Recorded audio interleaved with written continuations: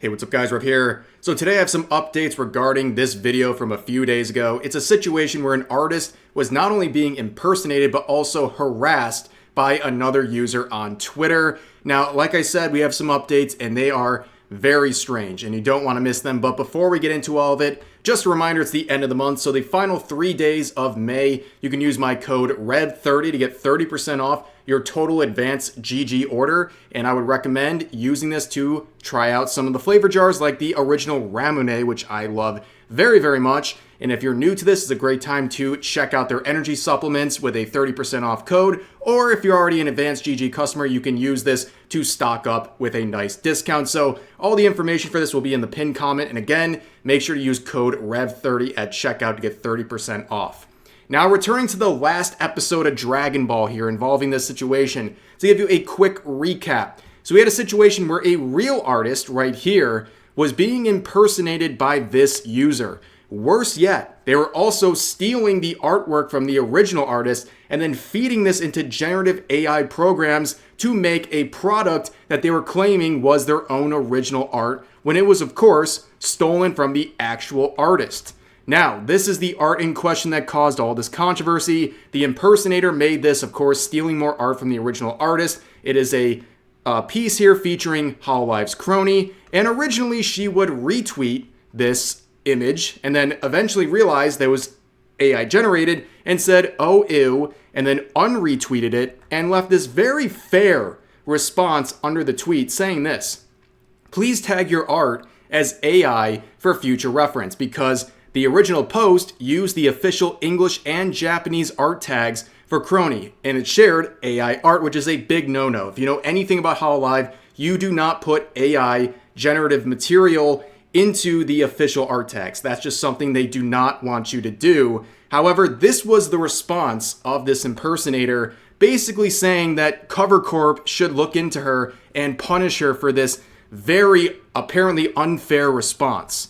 And this would lead to literally dozens of tweets from the impersonator crying about Cover Corp, crying about Crony, and crying about Hololive in general. And again, all this stemmed from a simple and fair request from Crony. And also during this time, the actual artist would reveal that this has been a very ongoing situation that has taken place over months, including the fact that this impersonator has been sending them death threats over Gmail. I mean, it's absolutely insane. But that's where we were up until this video. You are now recapped. Let's see what has happened since then. And it's very, very strange. Now, beginning with the actual artist, good news. We have basically noticed since the last video, they have gained almost 10,000 followers, which is great to see. I love to see people in situations like this get a lot of support. And I'm glad that a lot of you guys I know were able to find this account and give them support and support their art, which is great. And they also got a follow back from Crony herself, which is a big win. Not only is she supporting the call out of this impersonator, but they're also supporting the actual artist who is being targeted, which is very nice to see. And look how humble they are. They are trying to say that this might have been a misclick follow. No, she actually followed you. She supports you just like everyone else is. So enjoy it. So now let's return to the account of the impersonator and see how they're doing and handling all of the callouts they've been receiving. Well, they haven't been doing very well. In fact, they've been having a lot of meltdowns on Twitter ever since. And to answer a question you might have, yes, they saw my video. So this was their response with a screenshot of me censored very poorly. Like they can't even make original art and they can't even censor things properly. Like it's crazy. But they say this in quotes saying, "I wonder what they're trying to achieve by mentioning names and saying things like the illustrator is jealous of the illustrator's popularity. It's laughable." I'm not quite sure what they're trying to quote me on here, but one thing I do know is that this tweet is not doing great. In fact, this is kind of spectacular in its own way. This tweet has 37,000 views and not a single like. That is actually impressive.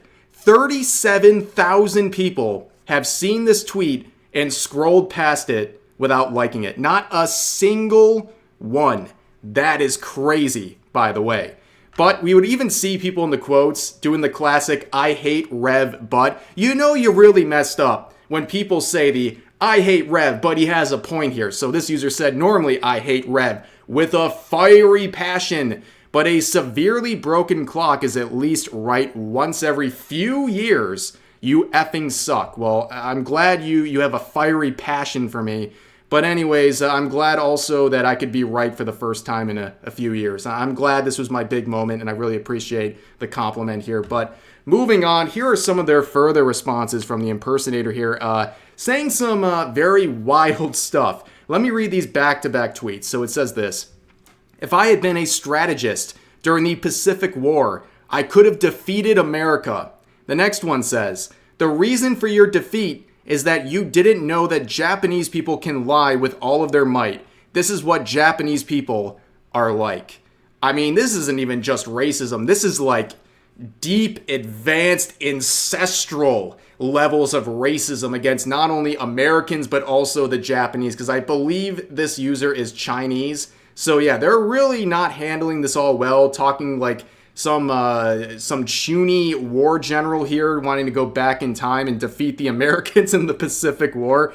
But anyways, let's keep looking here. So they've doubled and tripled and quadrupled down on this whole situation. In fact, this is their pinned tweet right now with a image of Crony. And of course, it gets community noted like everything else they're doing. But apparently this article, and I would not click on any of their links they're sending, by the way, do not click on any of the links they're sharing. But apparently this is some sort of a quote-unquote apology that is definitely not an apology. We had some people translate what they were saying in this message. This user saying, to the people abroad, his note is not an apology, but an insult to the artists involved in Hololive, the members of Hololive, and even the president of Hololive. And basically they would go into a long thread sharing everything that they're saying. You can check it out for yourself if you want to, but basically they're just like spurging out. Like they're going crazy, making wild accusations against Hololive and trying to demonize them and attack them. It's very, very strange. It's actually like hard to understand what they're saying because clearly they're not exactly in the best headspace as they're typing this out. But anyways, they would continue the shamelessness by making AI-generated versions of Gargura, and of course, learning absolutely nothing, would use the official Gargura art tag, which led to them getting clowned on even more. And if that wasn't enough, then they made some AI art, more stolen assets, by the way, to feed into their AI program of fauna. And I don't know if the saplings are going to take this sitting down. I mean, you're messing with a lot of very protective fan bases here, but you can see the replies. I mean, people are exposing the absolute obvious nature of this AI artwork they're making here, where there's mistakes all over the place. But honestly, you don't really have to look that hard. Always just look at the hands. That's all you got to do if you want to determine if something is AI generated or not. Just take a quick peek at the hands, and typically you get a monstrosity like this. And it's very obvious that this was, of course, some AI generated artwork. And of course, still stealing art from the original artist to feed into these AI programs.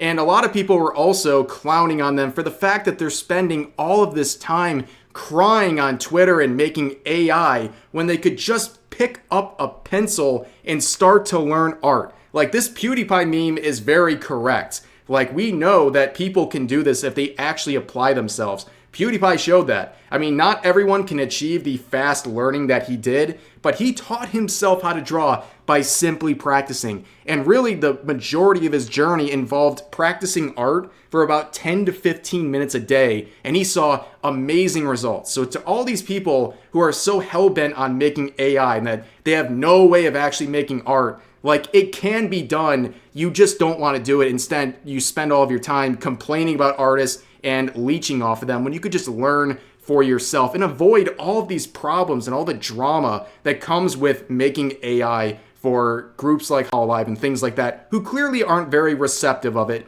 or at the very least don't want you using their official art tags to promote AI like this user has been. So moving forward, here was another statement they made saying, to all the anti-AI folks overseas, please go ahead and share your thoughts on how you fell for the trap I set. Hook, line, and sinker. So basically they're saying, like, I was only pretending to be stupid this whole time. The classic defense to being called out. No, this is not a trap that they set. They just got exposed on many levels. and they're trying their best to cope with this whole situation, and it's not going well. And also to point this out, because it's definitely very relevant when it comes to Twitter, this person is not a Twitter Blue subscriber, meaning they don't have ad revenue sharing, so they are quite literally doing this for attention. And the attention they're getting is not even good because nobody's actually following. Like, no one wants the AI images. People are just clowning on it, and they're getting hit with a million notes. And also, I know a lot of people are reporting their account for many different reasons at this point, beyond just impersonation. Also, some of the threatening tweets that they've been making. But yeah, not a very good response. Now, we've seen the updates with the impersonator. We saw some of the updates with the real artist, but let's return to the latest statement from the real artist, saying this: "I am the real deal. I apologize for the long-standing inconvenience caused by the impersonation incident. Many friends and others have reached out to me, and I am slowly regaining strength. So please rest assured, thank you for your kind words." And they've been very, very nice during this whole situation. Obviously, it's been going on for months and months, and they're dealing with a very unhinged person, but they've been nothing but polite and respectful and honest and really apologetic when they don't need to be. Like, you don't have to apologize for tweeting about this situation or bringing attention to it. It's your right as an artist. This shouldn't be happening to you. You're the victim in this situation. Now, I want to take a little shift here from the other conversations we had to focus on some news involving Hololive, since their talents have been subject to this AI stuff that we've been covering earlier in this video. So people have pointed out some new quotes here from Cover Corp saying, "Yo, actually huge, too long didn't read. Cover has stated, I guess, that there will be no more new Hololive generations until the current ones retire. They're aiming to maximize the reach of the current ones in terms of profit, first to get out of the debut cycle."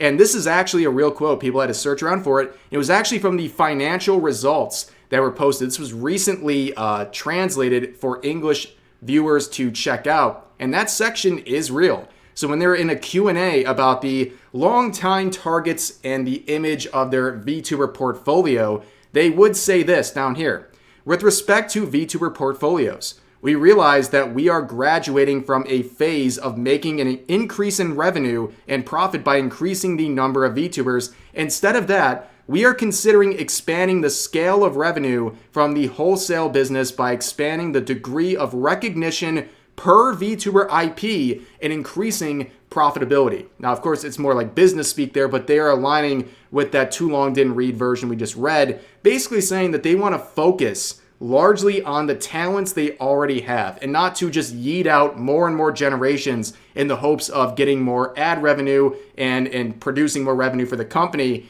They just want to focus on what they got, ride them out until their careers are done, and then look at getting new generations of talent and what have you. And I think that's a very smart move. I mean, right now, think about some of the original branches of Hololive. Let's even focus on the first English generation of Hololive. That generation is still incredibly relevant. I mean, Gargura can turn on a stream right now and get 20 to 30,000 concurrent viewers anytime she wants. Why would you want to replace that or direct focus to a new generations that won't produce those kind of results? They should definitely take their time and space out generations and only do it when they really want to. Otherwise, you end up with so many different branches and generations coming out. It's overwhelming to the average fan, and it diverts their attention, their interest, and their money to many different areas. But I think this is a great decision, and I definitely wanted to cover this real quick. I thought it was pretty interesting, and I know a lot of you guys will find it interesting too. But that is going to do it for this video. As always, I appreciate you guys giving a listen today, and feel free to leave your thoughts about today's topics in the comment section down below. Hope you guys enjoyed the video, and I'll see you next time.